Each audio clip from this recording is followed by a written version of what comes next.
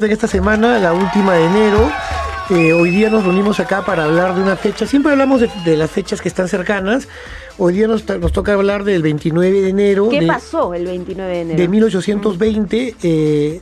Es una mención al doctor José Agustín de la Puente Candamo, quien falleció el 5 de febrero del año 2020, o sea, va a ser 5 años de su deceso. Fue mi profesor, ¿sabes? También fue un maestro en la PUC. Él publicó en 1950 un artículo en la revista Mar del Sur que trataba sobre la misión del marqués de Vallumbroso para que el rey Fernando VII reconociera al nuevo virrey. ¿Quién era este nuevo virrey? Ajá. El que todos hemos estudiado en los colegios y en la universidad, José de la Serna y Hinojosa, el último virrey del Perú, el virrey número 40. ¿Qué hizo este virrey para llegar al poder? Hizo un golpe de Estado. Es el primer golpe de Estado y eso lo estudió José Agustín de la Puente Candamo y él nos habló del primer golpe de Estado previo a la República Peruana. Claro. Porque el título de... A que tuviéramos una república constituida. Claro, pero en esa república también el primer presidente llegó por golpe de Estado. Dios mío, empezamos mal. Sí, no, lo gracioso que te conté una vez y lo cuento acá para que todos escuchen, cuando hubo el tema de la PEC, por cuestiones de... Quitaron el tema de que llegó por golpe de Estado, cuando en los libros de historia, desde Jorge Basadre, de la Puente Candamo, Vargas Ugarte, todos hablan del motín de Balconcillo, que fue el que llevó al primer presidente, el golpe de Estado que creó el cargo de presidente de la República, no existía todavía. Ya el Perú era una república, pero gobernada por una junta de gobierno de 3 personas. Pero él hizo el golpe y exigió ser presidente de la República. Ser cabeza única de cabeza Estado. Única. Y estamos refiriéndonos al 29 de enero, porque ese día, reunido en el gabinete del ejército realista del Perú, que estaba ubicado en Asnapuquio. Y un día le pregunté al profesor, el padre... El padre Armando Nieto Vélez, que era especialista en historia, en la independencia, en la historia de la guerra con Chile, inclusive, le pregunté de una manera, ¿dónde queda Asnapuquio? Y me quedó mirando y me dijo, buena pregunta. Y a la semana llegó con la respuesta. Queda por donde está hoy actualmente Los Olivos, parece que pasando el puente Camote, que ahora todo el mundo conoce dónde queda el puente Camote. Pero se sigue nombrando como Asnapuquio, ya no. Ya no. Es igual como muchos lugares históricos. Claro, que cambiaron el nombre. No, y han ido desapareciendo porque las ciudades se han ido expandiendo. Crecen y los límites son nuevos también, exacto, ¿no? Fue en Asnapuquio, que era un lugar donde era como un lugar para que los caballos, los animales bebieran agua. Pero era Lima. Estaba dentro de, claro, estaba a las afueras de la muralla, pero estaba dentro de lo que vendría a ser el hinterland de Lima, ¿verdad? O sea, el área de Lima, ¿verdad?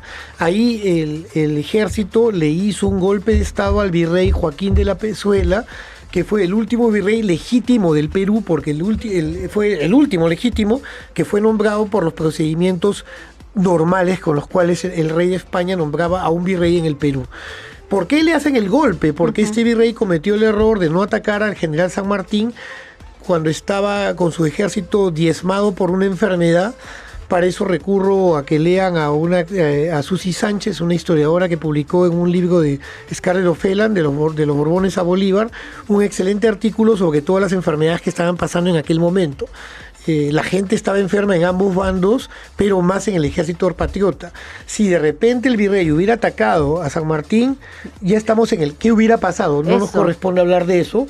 Pero iba a preguntar yo. Pero ¿qué hubiera pasado? Probablemente la historia se hubiera cambiado, hubiera sido diferente. Claro. Entonces, ante la pasividad, ante ver a este virrey dubitativo, un virrey que no tenía todavía la idea clara de cuándo atacar, él había asumido el cargo en 1816 como virrey del Perú y es destituido y se lo manda a una especie de, no prisión, pero un encierro preventivo en su casa de campo que queda, que hoy en día se la conoce como la Villa de los Libertadores porque es el Museo de Historia del Perú en la plazuela de la Magdalena Vieja. ¿Y es por esto que se habla más de José de la Serna que de Pezuela? Claro, porque José de la Serna va a querer continuar la guerra contra los patriotas y además se queda en el cargo desde el 29 de enero del 21 hasta que es derrotado en la batalla de Ayacucho, el 9 de diciembre. Además es capturado en plena batalla, el 9 de diciembre del 24. Eso lo hemos visto también en el recuento. Entonces, si se dan cuenta, Hechos Históricos 2024. Casi fueron 4 años, por unas semanas, porque estamos hablando del 9 de diciembre del 24, pero él hizo el golpe de Estado y él tuvo la idea brillante desde el punto de vista militar de retirarse de Lima porque Lima era una carga ¿para quién? Para el ejército, porque había que alimentar a la población. Claro. Entonces fueron a la sierra, y en la sierra estableció su capital en el Cusco.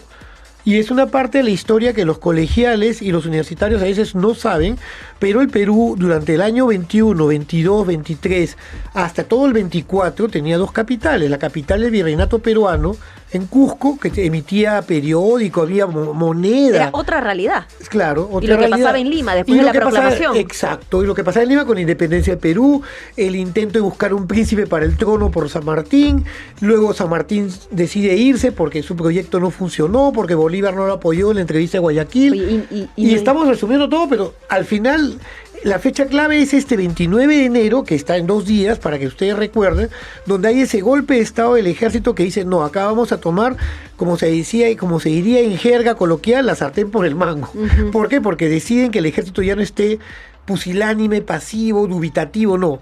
Vamos y por eso San Martín va a tener y acá vuelvo a mencionar al maestro de la Puente Candamo, la entrevista más importante, que es la de Punchauca, y gracias a los que nos escuchan del distrito donde está ubicada la Casa Punchauca, que si no me equivoco es Caraballo, al sur de Lima, al norte de Lima digo, ahí la gente del distrito ha podido conservar esta casa donde se realizó el encuentro entre el virrey La Serna y San Martín.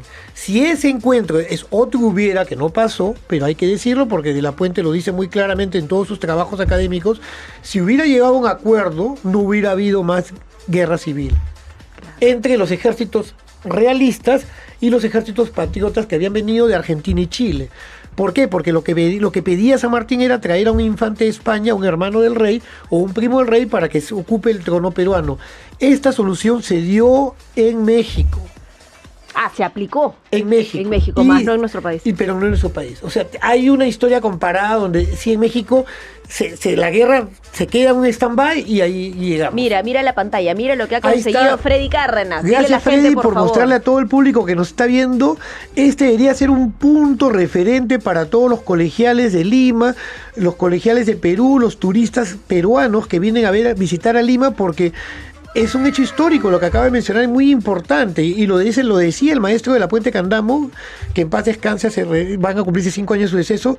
Hubiera sido otra la historia, pero La Serna se puso terco porque quería la guerra y no tenía órdenes. Y San Martín no buscaba la guerra porque no tenía los números en efectivo para de los enfrentar, soldados. Exacto, claro. ahí está.